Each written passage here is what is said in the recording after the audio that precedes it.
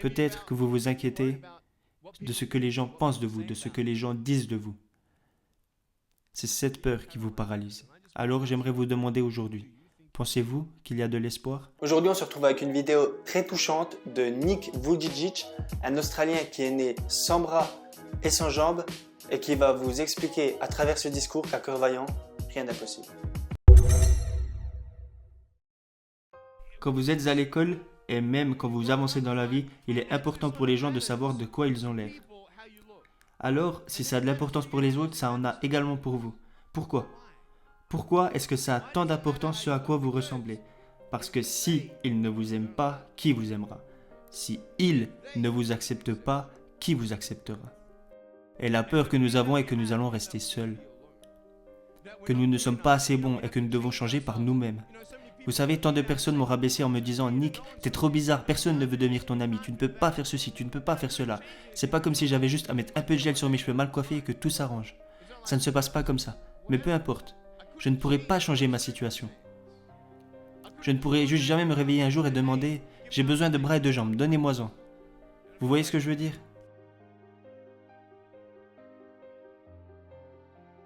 C'était très dur parce que les gens me rabaissaient. Alors j'ai commencé à croire que je n'étais pas assez bon. J'ai commencé à croire que j'étais un raté. Et que je ne serais jamais quelqu'un que les gens aimeraient, quelqu'un qu'ils accepteraient. C'était très dur, j'ai commencé à me dire que je ne pourrais jamais jouer au foot comme tout le monde, que je ne pourrais jamais faire de vélo, que je ne pourrais jamais faire de skateboard, et tous ces trucs cool. J'ai commencé à déprimer. Je me demandais quelle était ma finalité dans la vie. Je me disais, suis-je ici seulement pour mourir? N'ai-je pas de but? La vie a-t-elle un sens pour moi? J'avais des questions mais pas de réponse. Je demandais à mes parents pourquoi suis-je comme cela. Je demandais au docteur pourquoi suis-je comme cela. Ils n'en savaient rien. Il y a certaines choses dans la vie qui sont hors de votre contrôle, que vous ne pouvez pas changer, et avec lesquelles vous devez vivre. Les choix qui s'offrent à nous sont soit d'abandonner, soit de continuer à aller de l'avant. J'aimerais vous demander, en quoi allez-vous croire? Allez-vous croire en vous-même ou allez-vous croire au jugement que portent les autres sur vous? Allez-vous croire les gens lorsqu'ils vous diront que vous êtes un raté, que personne ne vous aime vraiment et que personne ne vous accorde vraiment d'importance?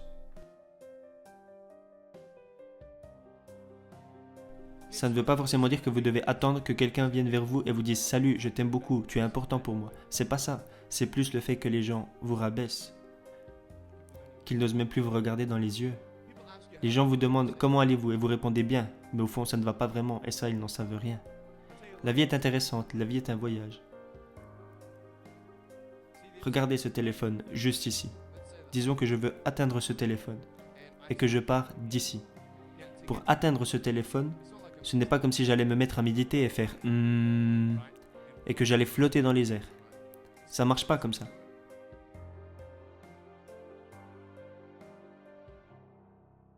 Je devrais y aller un pas après l'autre, un pas après l'autre, un pas après l'autre.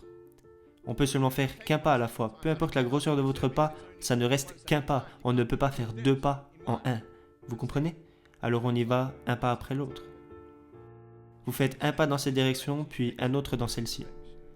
Et vous vous perdez en chemin, et parfois même vous tombez.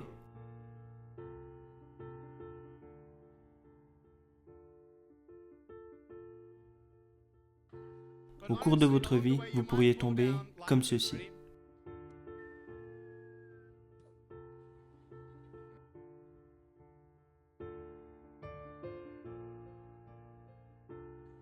Alors que faites-vous lorsque vous tombez? Vous vous relevez. Tout le monde sait comment se relever, mais moi si j'essaye, il y a de fortes chances que je n'y parvienne pas. Mais j'aimerais vous dire que parfois dans la vie, lorsque vous tombez, et que vous sentez que vous n'avez pas la force de vous relever, vous mettez une sorte de masque sur votre visage pour aller à l'école, en prétendant que tout va bien alors que ce n'est pas le cas. Et lorsque vous rentrez chez vous, vous vous allongez sur votre lit, quand personne ne vous regarde et que vous n'avez plus personne à impressionner, vous êtes vous-même. Alors, la peur s'installe. Vous savez, la peur que vous avez à chaque fois que vous franchissez la porte de votre maison. Peut-être que c'est un foyer brisé. Peut-être est-ce des incertitudes dans votre vie. Peut-être que vous ne connaissez pas ce qui vous arrivera dans le futur et ça vous effraie. Peut-être que vous vous inquiétez de ce que les gens pensent de vous, de ce que les gens disent de vous. C'est cette peur qui vous paralyse. Alors j'aimerais vous demander aujourd'hui, pensez-vous qu'il y a de l'espoir? Parce que si je vous dis que je suis à terre, la tête contre le sol, et que je n'ai ni bras ni jambes, il devrait être impossible pour moi de me relever. Si vous voulez vérifier, attachez les bras et les jambes de vos frères et de vos sœurs, et poussez-les par terre. Et regardez combien de temps ils mettront pour pouvoir se relever. Vous pouvez leur dire à demain, ils n'auront pas bougé. C'est ça le truc. Il devrait être impossible pour moi de me relever, mais ce n'est pas le cas.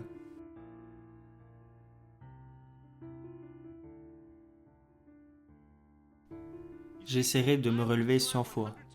Et si j'échoue ces 100 fois, si j'échoue et j'abandonne, pensez-vous que j'ai une chance de me relever? Non. Mais si j'échoue et que je réessaye, encore et encore, alors aussi longtemps que j'essaie, il y a une chance que je me relève. Est-ce que vous comprenez? Ce n'est pas la fin, tant que vous n'abandonnez pas. Et le simple fait que vous soyez ici devrait vous convaincre que vous avez une autre chance de vous relever. Il y a encore de l'espoir. Je ne suis pas venu ici aujourd'hui pour vous dire que je comprends votre douleur. Je ne sais pas ce qu'on ressent quand on est maltraité. Je ne sais pas ce qu'on ressent quand on se fait insulter de gros alors qu'on a des troubles nutritionnels.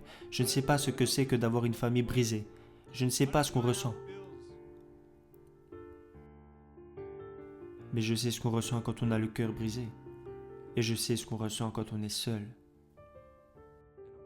Et je veux que vous sachiez que je puise ma force en Jésus-Christ et que vous pouvez trouver cette force à l'intérieur de vous. Je veux juste que vous sachiez que ce n'est pas la fin. Tout ce qui compte, c'est comment vous finirez. Allez-vous finir en beauté? Alors vous trouverez la force de vous relever, comme ceci.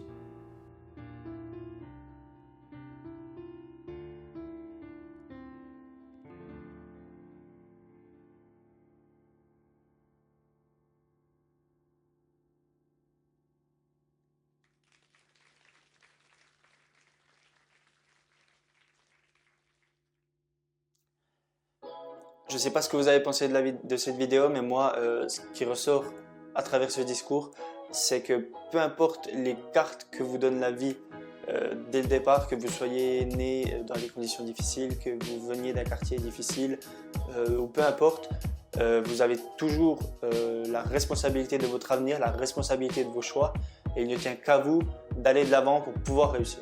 J'espère que vous avez apprécié la vidéo. N'hésitez pas à mettre un petit j'aime et à vous abonner à la chaîne si ce n'est pas encore fait. Quant à moi, je vous dis à la semaine prochaine. Bye bye.